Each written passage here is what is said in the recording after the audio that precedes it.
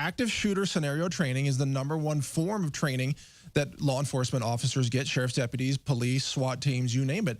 And every single one of them is trained that even if they are the one man or woman on the scene, they go in. And at minimum, you can lay down return fire. You can pin the bad guy. You can create shrapnel. If the bad guy's not wearing eye protection, you can blind him with shrapnel from bullets hitting bricks on the wall, whatever it takes. It seems unreal to me that anyone would on their own volition refuse to go in and engage a shooter when they are law enforcement. It just doesn't make sense to me.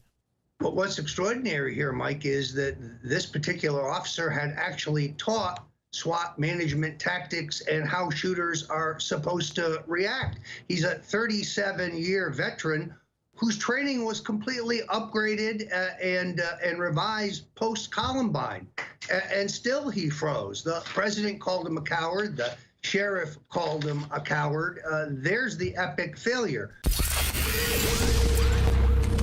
If you are receiving this transmission, you are the resistance. Roger Stone, in fact, you're being polite. Roger loves to hear people talk. Other big stuff on your radar, Mike Adams? Well, I would say, Roger, you can hear me, right, Roger? Yes, indeed. Go ahead, Mike. I've got a couple of big questions for you right now about Florida, about Broward County. Do you know any of those deputies, or are you aware of any reason why a deputy would stand down, would even take that order to not enter a school? Because that seems contradictory to everything I've ever seen about law enforcement training. What's your take on that? Well, first of all, because of the way our 911 call system is set up in the county, this initial call, shots fired, actually goes to the Coral Ridge Municipal Police Department. Coral Ridge does not participate in the county-wide 911 system run by the sheriff's office. Therefore, the officers from Coral Ridge show up in SWAT gear. The officers from the sheriff's office, I am told, do not. They both arrive at approximately the same time, but by that time, the shooter has already fled the premises and is no longer at the school. So when they arrived, unfortunately, the one officer who was armed, the one officer whose duty it was to go in there and take the guy out, did nothing. He let headquarters know that shots had been fired. He told them to set up a perimeter, but he did not do his duty. Yeah, and there is the epic failure here. That's my question. By the time all of the other law enforcement officers arrived, the shooter had already left the building. This seems to go against every piece of training, because active shooter scenario training is the #1 form of training that law enforcement officers get, sheriff's deputies, police, SWAT teams, you name it. And every single one of them is trained that even if they are the one man or woman on the scene, they go in. And at minimum, you can lay down return fire. You can pin the bad guy. You can create shrapnel. If the bad guy's not wearing eye protection, you can blind him with shrapnel from bullets hitting bricks on the wall, whatever it takes. It seems unreal to me that anyone would on their own volition refuse to go in and engage a shooter when they are law enforcement. It just doesn't make sense to me.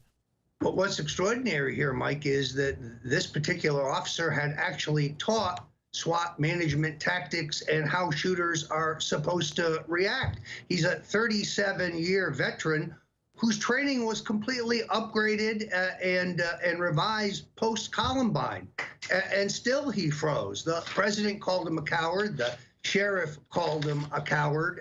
There's the epic failure. By the time any other law enforcement arrived, the shooter had already left the building. Then what does this mean, Roger, when people say, give up all your guns, the government will protect you? Because isn't this a very clear case where the government absolutely failed in its duty to protect individual citizens, and yet somehow we're supposed to trust them to always protect us at a moment's notice? Clearly, they cannot do that. Could we just enforce the laws that are already on the books? Cruz there had been 18 individual complaints regarding Cruz filed with the sheriff's office. Of those, two rose to the level in which one case he was taken into custody and remanded to the state, who then medicated him. On the other instance, he had moved out of the jurisdiction.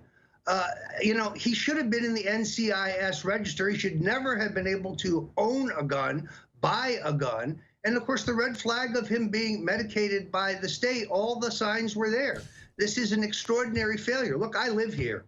I have experienced, I have seen the grief and the anguish of the people in our community. 17 young people died needlessly because one guy would not do his duty. Roger, your analysis is spot on, and I really appreciate the fact that what you're pointing out is that all the laws are on the books if they had just been invoked and engaged properly. If the process had worked, then this individual would not have been able to acquire that firearm that he used in the shooting, or he could have been stopped by law enforcement in a timely manner, and the number of deaths would have been vastly reduced, maybe only 1 or 2.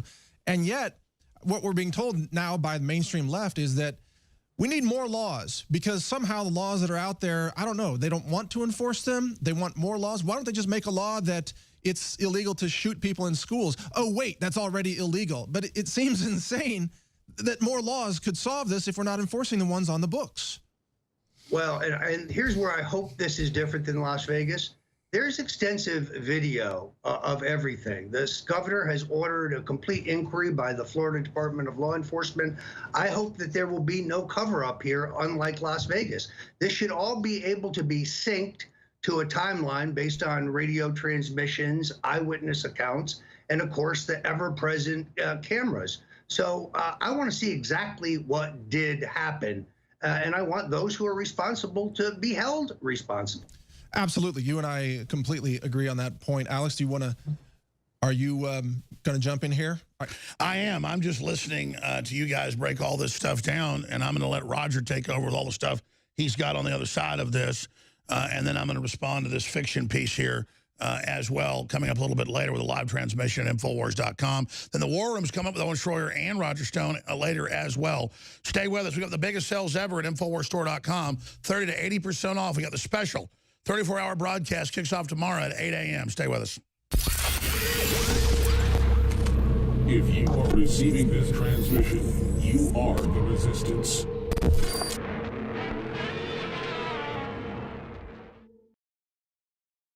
It's the claim that the August protest was some sort of left-wing plot. Who, you might ask, would say something so offensive? An elected representative who's serving right now in the U.S. Congress. And look at the background. George Soros is one of those people that actually helps, back these individuals. Who is he? My understanding is that you went out with this protector of yours who swore that you were his adopted godson. Yes. Went out, in fact, and helped in the confiscation of property from the Jews. That's right. Yes. Was it difficult? Not at all. Do you think George Soros funded the neo-Nazis who marched in Charlottesville? Wouldn't it be interesting to find out? These conspiracy theories were first spread by radio talk show host Alex Jones. Is this lost on anyone? George Soros is a famous Nazi collaborator. From the front lines of the information war, it's Alex Jones. The globalists are losing, but they're doubling down their attacks. There's one thing they fear, and it's people power. InfoWars has defeated their censorship so far only because of you spreading the links, spreading the articles, subscribing, clicking the notification buttons, and getting the articles and videos out. But they are intensifying their censorship, so now it's more important than ever to ensure we keep the First Amendment alive and well right here in America and free speech worldwide. So from Australia to countries in Africa, to Europe, to Mexico, to right here in the USA, I salute you all for taking action and defending free speech. We will prevail. I'm so excited. The new product at InfoWarsLife.com in a glass bottle, 2-month servings, filled to the brim, filled to the absolute top, the Real Red Pill. This is a heart and brain pill, a nootropic that doesn't have any stimulants in it. But boy, does it stimulate, because it's beyond that. Quite frankly, I just went off what I saw medical doctors prescribing to their patients, but it wasn't prescription, but they were charging people $100, $200 for the formulae. And I came up with our own formula, working with some scientists and developers, non-GMO, made right here in America, 120 capsules. And ladies and gentlemen, you add the pregnenolone to it, which is the precursor to all the hormones that your body has to have to even make the hormones in your glands. It is amazing. Red Pill, now available at InfoWarsStore.com, and your purchase funds the operation.